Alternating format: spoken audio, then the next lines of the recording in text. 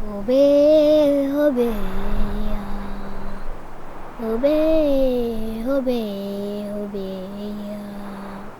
Et amo soya. Et amo Donc le troisième principe hermétique qui suit celui du mentalisme et de la correspondance est le principe de la vibration.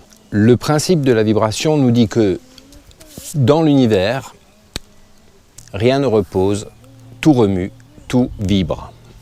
Ce principe nous dit surtout que dans l'univers, tout ce qui vit, quel que soit le plan dans lequel il se situe, ne diffère que par la différence de son taux vibratoire, que ce soit physique, donc dans la matière, que ce soit spirituel, que ce soit mental, que ce soit énergétique.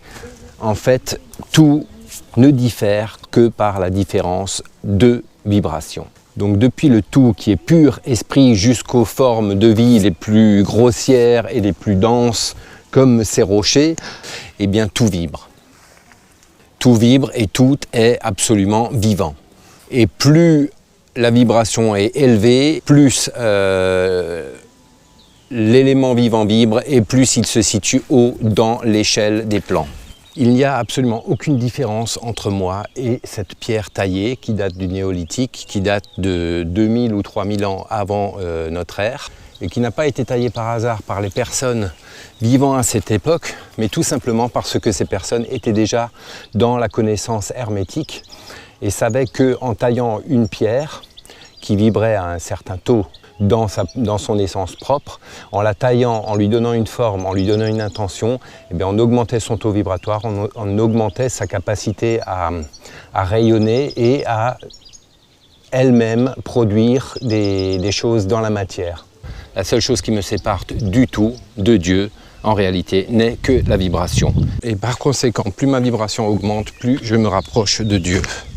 Les hermétistes disent que celui qui a compris le principe de vibration s'empare du sceptre du pouvoir. Et c'est vraiment très facile à comprendre quand on sait que toute forme mentale, comme la pensée, les émotions, le désir, la volonté, est liée à une forme de vibration et que cette vibration ou une partie de cette vibration influence et influe sur l'extérieur par induction.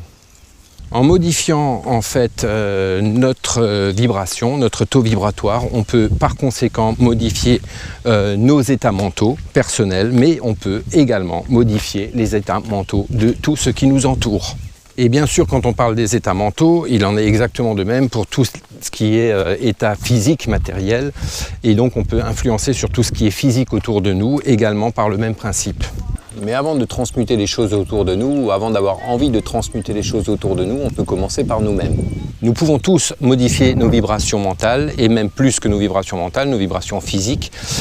Tout dépend de l'énergie qu'on souhaite y mettre, et tout ça par un effort de volonté. Le principe est tout simplement de fixer son attention sur l'état souhaité, l'état désirable. La volonté dirige l'attention, et l'attention modifie la vibration. Et voici un des plus grands enseignements de l'art sacré hermétique. Cultivez l'art de l'attention par la volonté et vous trouverez tout simplement le moyen de modifier vos états mentaux et vos émotions. Et là, un des moyens que j'utilise régulièrement et que j'adore est la contemplation. Alors dans le premier principe hermétique, on nous apprend que le tout est esprit, l'univers est mental. Et dans le deuxième, on nous apprend que tout ce qui est en haut est comme tout ce qui est en bas, et tout ce qui est en bas est comme tout ce qui est en haut. Et dans ce troisième principe, on nous apprend que tout est vibration. Avec ces trois principes-là, nous avons déjà les clés pour modifier absolument tout à l'intérieur de nous-mêmes et à l'extérieur de nous-mêmes.